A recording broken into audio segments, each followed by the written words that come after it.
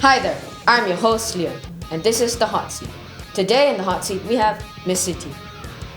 Ms Siti, are you ready to keep your cool in the hot seat? Think so. Your time in the hot seat starts now. What was your first job? Finance assistant. What's the superpower you'd most like to have? Flying. Name one thing currently in your fridge. Cheese. What is your favorite color?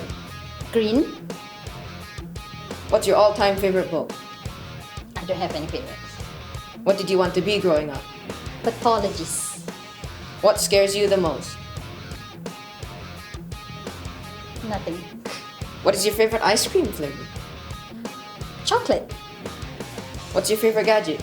Handphone. What is your all-time favorite movie? I don't have a favorite. What's the best piece of advice you could give someone? Don't give up. What is the worst piece of advice you've been given? I can't think of it. What's your favorite pastime or relaxation activity? Watching soccer. What's your favorite music or musician? And that's time. Thank you for coming along and being such a good sport. Who would you like to nominate next? 谢老师. Alright then. Xia Lao Shi, prepare yourself for the hot seat.